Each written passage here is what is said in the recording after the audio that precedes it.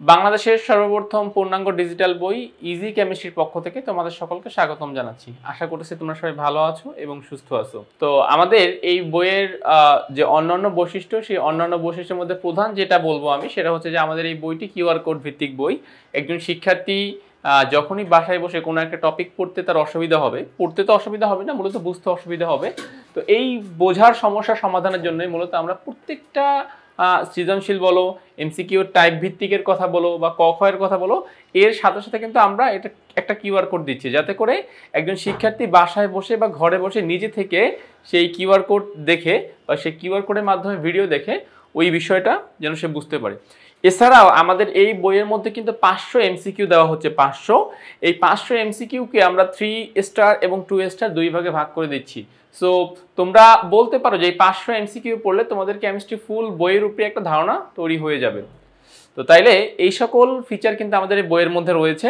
তোমরা বইটা সংগ্রহ করবে, বইটা পড়বে, আশা করি তাহলে কেমিস্ট্রিতে তোমাদের ইমপ্রুভ হবে। অর্থাৎ যে আগে 70 পাইতে সে এখন হয়তো বা 85-90 পাবা, যে হয়তো বা 80 পাইতে সে এখন 100 পাবা, এরকম আর কি। যদি তোমরা নিজেদের চেষ্টাকে 100% রাখতে পারো, 100% দিতে পারো, আশা করি এখান থেকেও তোমাদের বা এই বইয়ের মাধ্যমেও তোমাদের উন্নতি সম্ভব। ওকে, তো চলো আজকে আমরা কথা বলবো একটা সিকিউ নিয়ে বা একটা সৃজনশীল নিয়ে। তো এই সৃজনশীলটি চ্যাপ্টার 4 এর ঢাকা বোর্ড 2024-এ এসেছে। চ্যাপ্টার 4 এর থেকে আমরা সলভ করব। আচ্ছা, এবার আসলে আমরা একটা প্রশ্নটা একটু দেখে ফেলি। ঢাকা বোর্ড 2024-এ কি কি প্রশ্ন আমাদেরকে দিয়েছিল। আমাদের মূল কাজ হচ্ছে এখন সেই পার্টটুকু দেখে ফেলা। Okay fine. তো দেখো, ফার্স্টে বলছে যে প্রতীক কাকে বলে। প্রথম প্রশ্ন হচ্ছে যে প্রতীক কাকে বলে। আমরা কি জানি যে কোনো মৌলকে তার নামের যে প্রথম অক্ষর, সেই প্রথম অক্ষরকে ক্যাপিটাল হাতের যেই লেটার, সেই লেটার দিয়ে বর্ণনা করাকে কি বলে? প্রতীক বলে। সো এখানে এই জিনিসটা লেখা আছে, দেখো যে কোনো মৌলের ইংরেজি বা ল্যাটিন নামের সংক্ষিপ্ত রূপকে ওই মৌলের প্রতীক বলে। ইংরেজি বা ল্যাটিন নামের সংক্ষিপ্ত রূপ। এখন এই সংক্ষিপ্ত রূপ অনেক সময় হয় যে আমরা একটা বর্ণমালা দিয়েও প্রকাশ করি, অনেক সময় হয় যে একটা ক্যাপিটালের সাথে তার সাথে একটা স্মল লেটার নিয়েও আমরা এটাকে প্রকাশ করতে পারি। সো প্রথম পার্টটা আমরা বুঝতে পেরেছি। খ নাম্বার প্রশ্ন কি বলছে দেখো, ক্রিপ্টন একটি নিষ্ক্রিয় মৌল, ব্যাখ্যা করো। ক্রিপ্টন একটি নিষ্ক্রিয় মৌল, এটা আমাকে ব্যাখ্যা করতে হবে। সো এখন এখানে কি বলতেছেন, আমরা ক্রিপ্টনের ইলেকট্রন বিন্যাস করলাম। খ নাম্বারে দেখো 1:2:2p6, 3:3p6, 3d10, 4:4p6। So এই ক্রিপ্টনকে আমরা নিষ্ক্রিয় মৌল বলতে পারবো কেন? কারণ তার সর্বশেষ কক্ষপথে কয়টি ইলেকট্রন? 8 ইলেকট্রন। 8টা ইলেকট্রন থাকায় ক্রিপ্টন কি অষ্টক পরিপূর্ণ। 8টা ইলেকট্রন থাকায় ক্রিপ্টন অষ্টক পরিপূর্ণ। আচ্ছা, সো অষ্টক পরিপূর্ণ হওয়াতে ক্রিপ্টন কখনোই চাইবে না তার ইলেকট্রনগুলো ত্যাগ করতে বা গ্রহণ করতে। কেননা ইলেকট্রন সে যদি ত্যাগ করে বা গ্রহণ করে, তার তো আর এই অষ্টক পরিপূর্ণ অবস্থাটা থাকবে না। আর অষ্টক পরিপূর্ণ অবস্থাটা যে কোনো মৌলের জন্য একটা স্থিতিশীল অবস্থা। সো ক্রিপ্টনও চায় সে তার স্থিতিশীল অবস্থা বজায় রাখতে, এবং এই জন্যই ক্রিপ্টনের কি অষ্টক পরিপূর্ণ। সো অষ্টক পরিপূর্ণ হওয়ার কারণে ক্রিপ্টন কি বলতো নিষ্ক্রিয় মৌল। সেই ইলেকট্রন এখন কাউকে দিবেও না, সেই ইলেকট্রন কারো থেকে নিবেও না, কেননা সে চাচ্ছে না যে সে তার এই অষ্টক পরিপূর্ণ অবস্থাটাকে সে মানে অপরিপূর্ণ করতে। এখন যদি ইলেকট্রন সে ত্যাগ করে তাহলেও অপূর্ণ হয়ে যাবে, সে যদি ইলেকট্রন গ্রহণ করে তাহলেও অপূর্ণ হয়ে যাবে। তো সেই হিসেবে আমরা বলতে পারি যে হ্যাঁ, ক্রিপ্টন একটি নিষ্ক্রিয় মৌল, এটা ব্যাখ্যা করা যায়। আচ্ছা, গ নাম্বার, ইলেকট্রন বিন্যাসের সাহায্যে পর্যায় সারণীতে জেড মৌলের অবস্থান নির্ণয় করো। পর্যায় সারণীতে জেড মৌলের অবস্থান নির্ণয় করো। এখন জেড মৌলটাকে, সেটাকে দেখো। আমাদের এই যে আমরা তিনটা মৌল আমরা দেখতে পাচ্ছি, এক্স হচ্ছে 1, ওয়াই হচ্ছে 7, জেড হচ্ছে 21। তার মানে এক্স কে, এক্স হাইড্রোজেন, ওয়াই কে, ওয়াই হচ্ছে তোমার নাইট্রোজেন, আর জেড কে, জেড হচ্ছে স্ক্যান্ডিয়াম। তাহলে আমরা এই তিনটা মৌল সম্পর্কে এখন জানতে পারবো। তো এর মধ্যে জেড মৌল সম্পর্কে আমাকে বলতে বলছে। ফাইন। তো আসো ফার্স্টে আমরা গতে সবার আগে স্ক্যান্ডিয়ামের ইলেকট্রন বিন্যাস করব। তো ইলেকট্রন বিন্যাসে আমরা সবার আগে আউফ বাউ নীতি অনুযায়ী ইলেকট্রনগুলোকে বন্টন করি। তো এখানে আমাদেরকে একটু মনে রাখতে হবে আউফ বাউ নীতিটা কি। আউফ বাউ নীতি হচ্ছে কি, যার বা যে অরবিটালের শক্তির মান কম সে আগে ইলেকট্রন পাবে, আর যার শক্তির মান বেশি সে পরে ইলেকট্রন পাবে। তো আমরা সেই হিসেবে আমরা দেখো কি করতে পারি, এই স্ক্যান্ডিয়ামের যদি আমরা আউফ বাউ নীতি অনুযায়ী বন্টন করি, তাহলে 1:2:2p6, 3:3p6, 4:3d1, এভাবে আমরা ইলেকট্রনগুলোকে বন্টন করলাম। এরপরে আমাদের কাজ হচ্ছে এটাকে একটু সাজাবো কিভাবে দেখো। সবার আগে আমরা 1 কে নিব, তারপরে আমরা 2 কে নিব, তারপরে আমরা সবগুলো 3 কে এক সিরিয়াল করবো, যে দেখো সবগুলো 3 এক সিরিয়াল, তারপরে হচ্ছে কি যে 4। অর্থাৎ ফার্স্টে আমরা আউফ বাউ নীতি অনুযায়ী বন্টন করে দেন আমরা সেই নীতিগুলা বা সেই বন্টনের যে লাইনটা আছে সেই লাইন দেখে দেখে 1 2 3 4 এইভাবে আমরা ইলেকট্রনগুলোকে সাজিয়ে ফেলবো। আচ্ছা, এবারে দেখো গ্রুপ এবং পর্যায়। সো গ্রুপ কত হচ্ছে 1 + 2 = 3। গ্রুপ হচ্ছে 3। কেন আমরা 3 বললাম? কারণ আমাদের একটা সূত্র আছে যে সর্বশেষ অরবিটাল যদি s ও d হয়, দেখো তো এখানে সর্বশেষ s আর d আছে কিনা, 4s এবং 3d, 4s এবং 3d। তো সর্বশেষ অরবিটাল যদি s এবং d হয় তাহলে আমরা s এর ইলেকট্রন আর d এর ইলেকট্রনকে যোগ করি। সো s এ আছে 2টা, d তে আছে একটা, যোগ করলে কত হয় 3।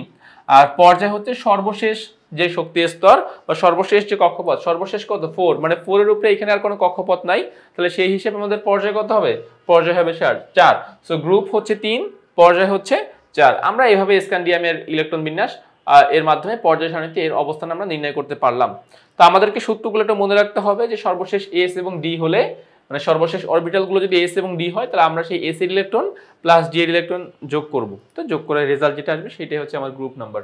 আচ্ছা, ঘ নাম্বার, x এবং y দ্বারা, খেয়াল করো, x এবং y দ্বারা গঠিত যৌগটির জলীয় দ্রবণ কোন প্রকৃতির, যৌগটির বন্ধন গঠন সহ ব্যাখ্যা করো। x এবং y দ্বারা, x এবং y দ্বারা যৌগটি x এবং y দ্বারা গঠিত যৌগটির জলীয় দ্রবণ কোন প্রকৃতির, যৌগটির বন্ধন গঠন সহ ব্যাখ্যা করো, যৌগটির বন্ধন গঠন সহ ব্যাখ্যা করো। আচ্ছা, তো তাইলে এবারে আসো আমরা এটাকে একটু ইলাবোরেট করে ফেলি।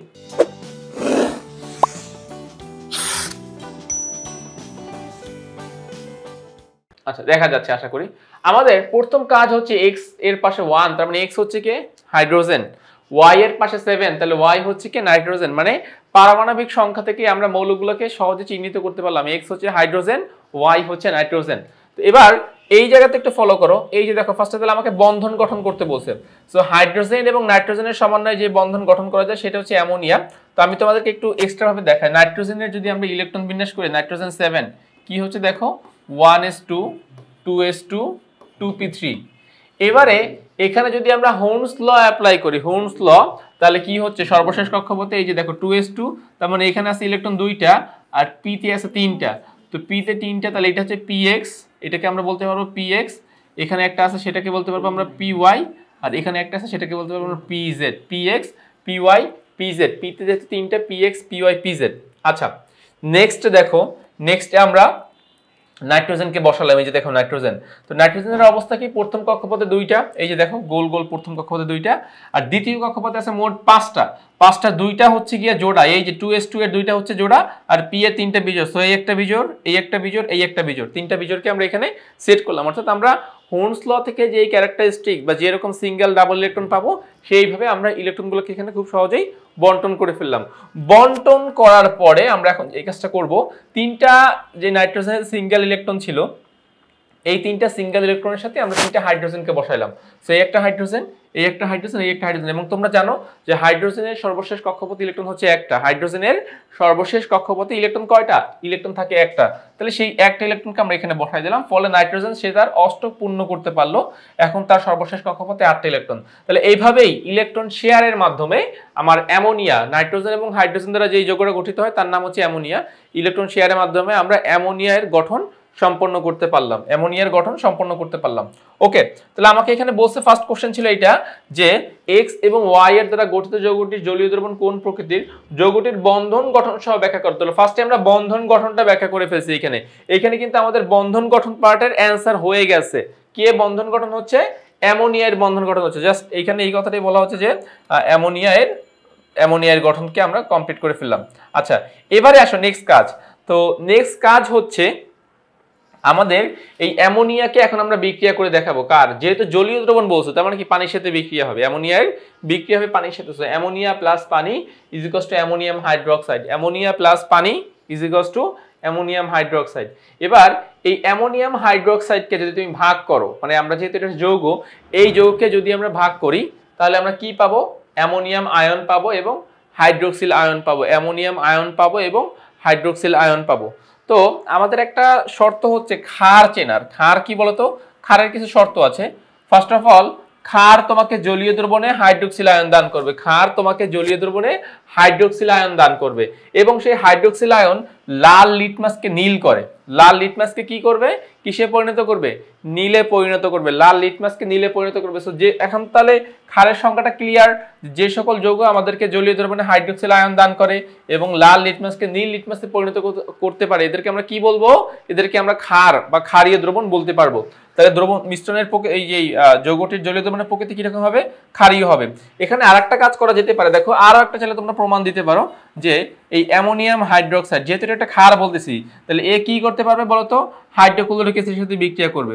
বিক্রিয়াটা হবে কিভাবে দেখো, যেহেতু অ্যামোনিয়াম হচ্ছে পজিটিভ, হাইড্রোক্সিল মূলক হচ্ছে নেগেটিভ, এইচ হচ্ছে পজিটিভ, সিএল হচ্ছে নেগেটিভ, তাহলে এই পজিটিভ যাবে কোথায়, এই সিএল এর কাছে, আর এই এইচ পজিটিভ যাবে ওএইচ নেগেটিভের কাছে। সো এইচ আর ওএইচ মূলক মিলে কি তৈরি হচ্ছে, পানি। কি তৈরি হচ্ছে, পানি। আর অ্যামোনিয়াম ক্লোরাইড, অ্যামোনিয়াম ক্লোরাইড, তাহলে এটা হচ্ছে লবণ। সো যে আরেকটা বৈশিষ্ট্য, যে ক্ষার এবং অ্যাসিড বিক্রিয়া করে লবণ এবং পানি তৈরি করতে পারে, ক্ষার এবং অ্যাসিড বিক্রিয়া করে লবণ এবং পানি তৈরি করতে পারে। সো ওভারঅল ঘ নাম্বার প্রশ্নে আমাদের একটু কাজ বেশি, ঘ নাম্বার প্রশ্নে আমাদের একটু বেশি কাজ করতে হবে। ফার্স্টে আমরা যৌগ গঠন করব, এই যে দেখো ফার্স্টে আমরা এখানে যৌগ গঠন করলাম, যৌগ গঠন করবো, এটা হচ্ছে আমাদের প্রথম কাজ, যৌগ গঠন করতে হবে। আমাদের দ্বিতীয় কাজ কি, এই যৌগের সাথে পানির বিক্রিয়া দেখাও, উৎপন্ন হবে একটা যৌগ যার নাম হচ্ছে অ্যামোনিয়াম হাইড্রোক্সাইড, অ্যামোনিয়াম হাইড্রোক্সাইড। তাহলে গেল এটা। এই এখন এই অ্যামোনিয়াম হাইড্রোক্সাইডকে ভেঙে আমরা কি পাচ্ছি, ওএইচ মূলক পাচ্ছি, ওএইচ মূলক পাচ্ছি, এবং সেই ওএইচ মূলক এই লাল লিটমাসকে নীলে পরিণত করে। সো দুইটা জিনিস, ওএইচ মূলক পাচ্ছি প্লাস লাল লিটমাসকে নীলে পরিণত করে। এর থেকে প্রমাণ হয় কি, এই যে যৌগটা আমরা পাবো সেই যৌগটা হবে ক্ষারীয়। এবং আমরা আরো একটা প্রমাণ দিলাম যে এই বস্তুর সাথে আমরা হাইড্রোক্লোরিক অ্যাসিডের বিক্রিয়া করাচ্ছি, বিক্রিয়া করিয়ে আমরা দেখতে পাচ্ছি কি সেখানে পানি এবং অ্যামোনিয়াম ক্লোরাইড মানে লবণ উৎপন্ন হচ্ছে। তাহলে সর্বোপরি বলা যায় যে আমাদের এক্স এবং ওয়াই দ্বারা যে যৌগ গঠিত হবে তার জলীয় দ্রবণের প্রকৃতি কিরকম হবে, ক্ষারীয় হবে। জলীয় দ্রবণের প্রকৃতি কিরকম হবে, ক্ষারীয় হবে। ব্যাস এই কথাগুলো তোমরা যদি এখন খুব সুন্দরভাবে লিখে দিতে পারো, তোমাদের অ্যান্সারটা অ্যাপ্রোপ্রিয়েট হয়ে যাবে। তো তাইলে আমরা কিন্তু এই সৃজনশীল প্রশ্নটি আমরা সমাধান করে ফেললাম। আশা করতেছি তোমরা এই পার্টটুকু খুব সুন্দরভাবে বুঝতে পেরেছো, তোমাদের কোনো অংশে কোনো সমস্যা নেই। তো এখন আমাদের ইজি কেমিস্ট্রি বইয়ের প্রত্যেকটা সৃজনশীল কিন্তু ঠিক এভাবেই ব্যাখ্যা দিয়ে খুব সুন্দরভাবে উপস্থাপন করা হয়েছে, যাতে করে একজন শিক্ষার্থী ঘরে বসে সে যেন তার পড়াগুলো যেন খুব সহজেই, খুব স্বাচ্ছন্দ্যে সে যেন এই পড়াগুলো বুঝতে পারে, সেভাবে আমরা সাজানোর চেষ্টা করেছি। তো তোমরা বইটি সংগ্রহ করবে আর বইটি পড়বে, কেমিস্ট্রিতে ভালো করবে, সেই আশা রেখেই আমি এই পর্বটি এখানেই শেষ করতেছি। সবাই ভালো থাকো, সুস্থ থাকো, আল্লাহ হাফেজ।